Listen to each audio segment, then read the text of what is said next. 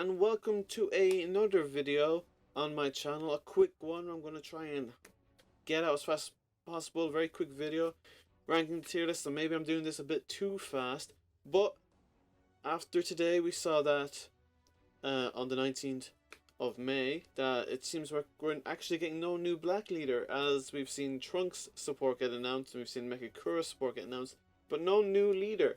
So I just figured, F it, we're just going to jump right in and just put on a tier list of what we got for the BT21 set.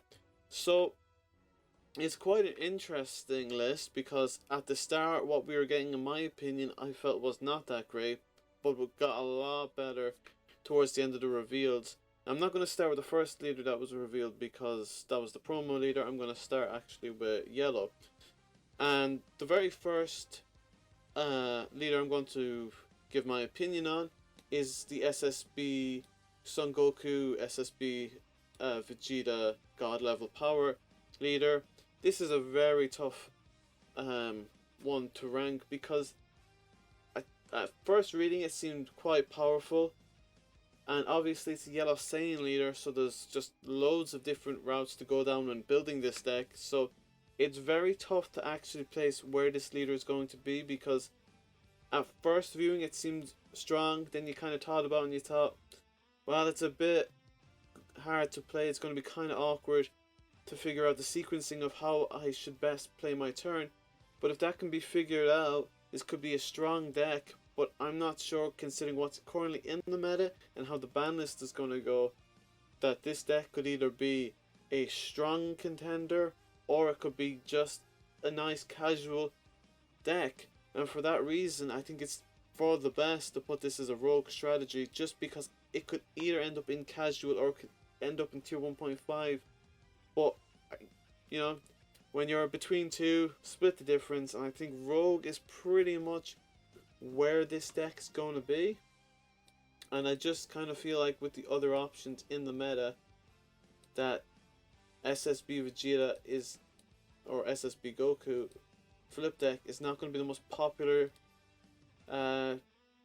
leader to choose from, simply because it takes a lot of thinking. There's a high ceiling to it, but we'll see how the meta adapts. We'll see how people feel the best way of building the deck is. It's got some good cards in it, but that is where I'm going to land on. I think rogue is a good place to put it, especially because the amount of great yellow cards that are out there, especially for yellow Saiyans, can just make this deck strong enough to be able to win at your locals. So I'm going to say rogue seems like a safe place to put that.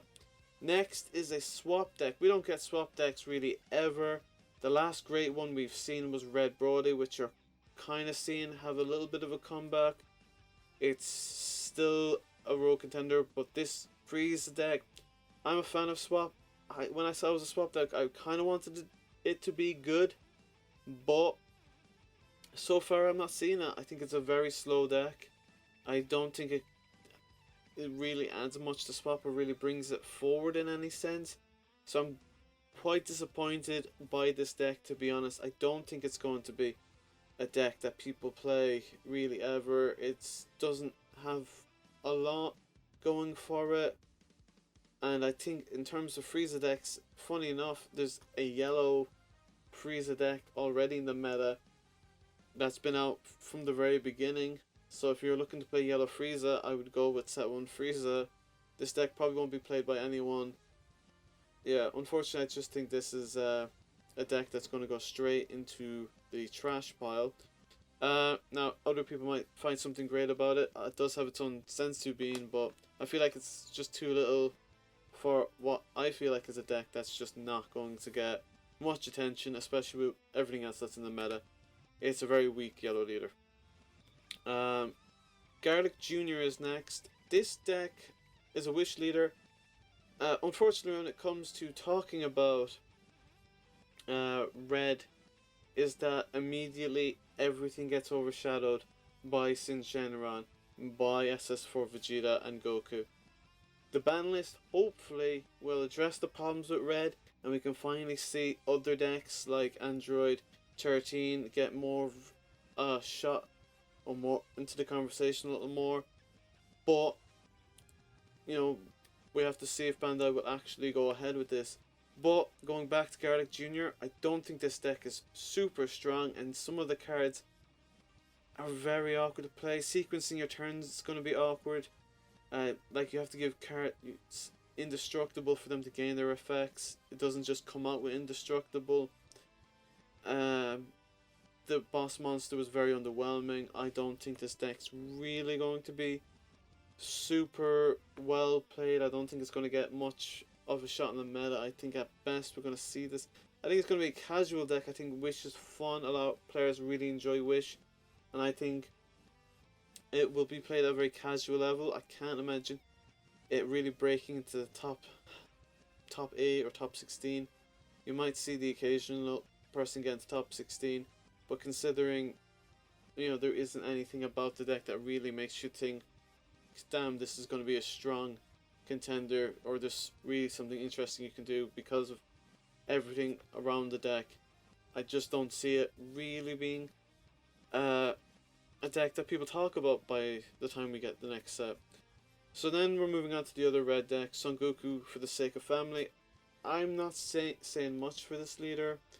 It all revolves around Power Pole, and it's okay. It's got some good things going for it, but I just don't see it being the contender that a lot of people will have said. Some people have said some positive things about it, but again, I just don't think it really, like what we've seen before, really kind of forces itself into that meta, into that conversation. I don't think it really gets into the conversation for Rogue either. I do just believe that Android 13 and Pan and other red decks that are currently out just have more going for it than this deck. Not to say that it's terrible, but I would also have to say this deck goes straight into casual. I just don't really see it getting played all that much. Next is probably one of the worst decks I've ever seen in my life. Oob and Mr. Boo. I was quite excited when I found out there was going to be an Oob deck. We haven't seen Oob get a leader since, I think maybe it's the World Tournament set that came out years and years ago. This is one of the worst leaders I've ever seen. Why is it the worst leader I've ever seen? Well, quite simply because it constantly just seems to help your opponent out. You're constantly making your opponent add a card from his hand to Z energy, which, why the hell would you want to do that, considering there is so many great leaders out there, or Z leaders out there, that can be played, or that you're going to play on your opponent's turn for defensive reasons. Like if you're playing Majin Vegeta, suddenly being able to add a Goku or Vegeta to be able to allow yourself to awaken, adding it to your Z energy. It's just madness why you would want to play this deck. It's not a good color for it, and its Big Boss Monster is just a worse version of the, in yellow there's a Majin Buu card that you tap one and it's a 30k double strike, and obviously if you play with the Buu leader you get more effects if your leader is blue, or if your leader is the yellow AOD Babidi, or if it's yellow Buu. It has more effects, but it's a generic card that you can play in yellow. You tap one, you get 30k double strike. In Oob, they get a similar card, except you have to tap 2 for it, and it just isn't as good. I just don't think there's really much going on for Oob. None of the cards really impressed. Its strategy is very counterintuitive. Nobody's going to play this deck. It's going straight into the trash can, especially considering the deck that it's actually coming out against being Blue Baby. Now, if anyone remembers the first time Blue Baby came out in, I think it was Vermilion Bloodlines with Overlord Servant, this deck was terrorizing the meta. It was horrible to play against. This deck doesn't seem to be nearly as degenerate, but it still seems super strong.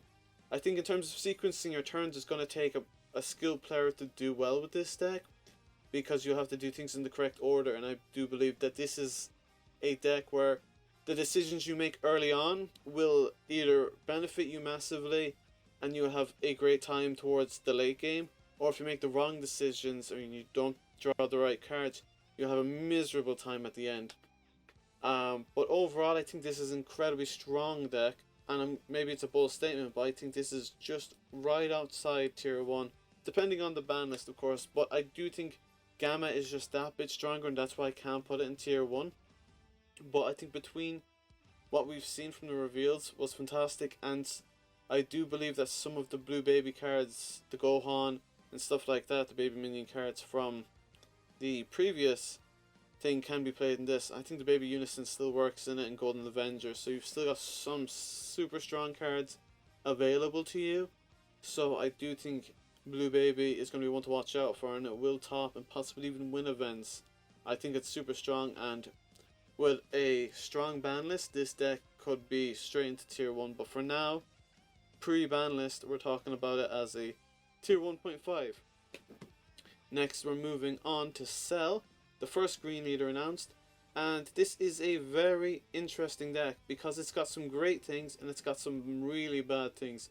Now, you don't have to feel, obviously the controversial part is the fact that it comes out with a field spell called Gingertown. Gingertown stops you from using counters, which is not great if you want to protect yourself. So if you're playing it how it's intended to be played, I guess, from Bandai's end, you're going to have to finish off your opponent pretty quick because you don't want to be taking shots. And everything about this deck is is about just going in full blast, the way the Z leaders work.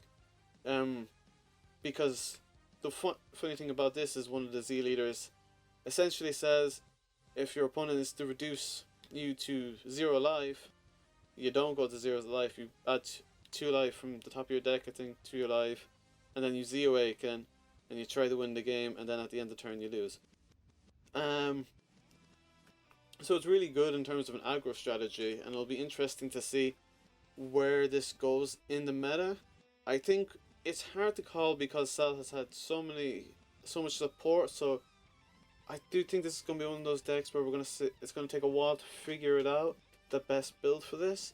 But I do think it's going to go into Rogue, just because Green has had some great cards announced for it. And I think a lot of people will be really excited to play this. They had a green-yellow structure deck, so I don't know how much of that deck you can kind of make use of. And we've had a lot of Android support.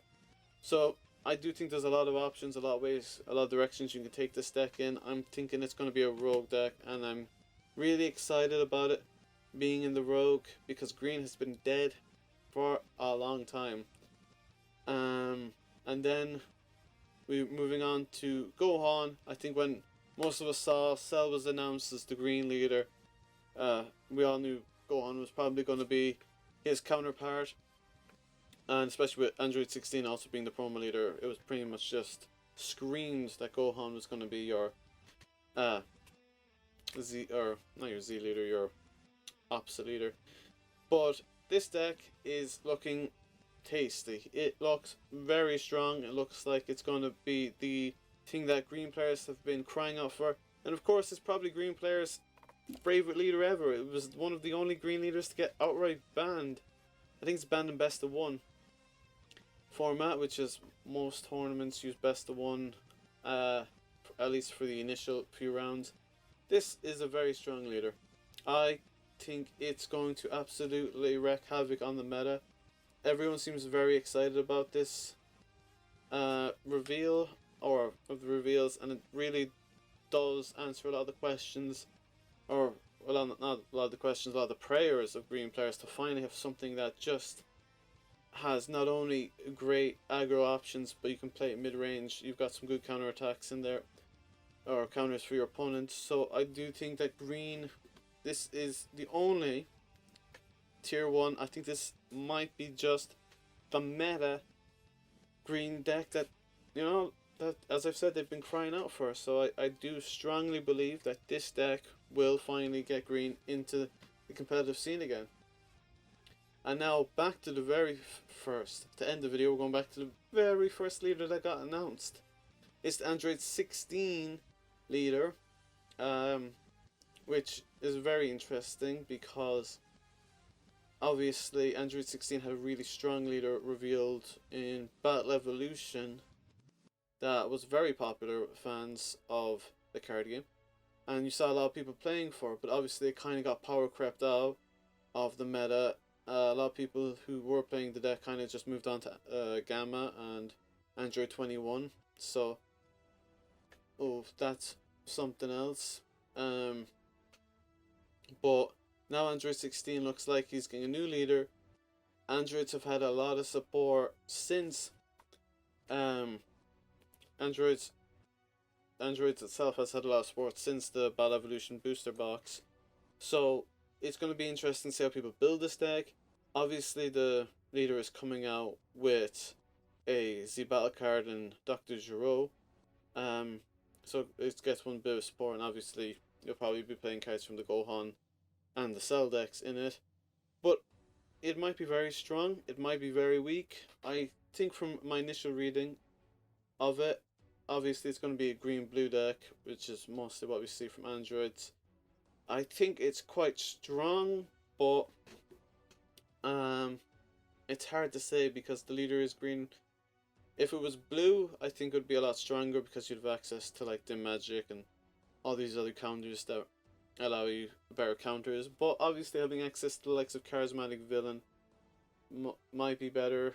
But we might not be playing it because this deck's all around androids and scientists. So I do think this is going to be a rogue deck. I think maybe it's pushing rogue.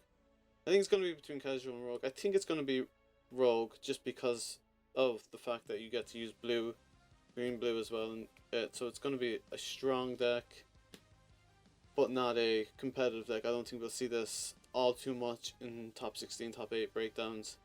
But if you're a big fan of the character, I think you're going to have a lot of fun playing this deck.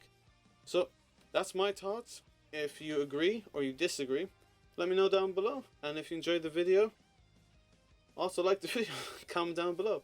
Have an awesome day. Goodbye.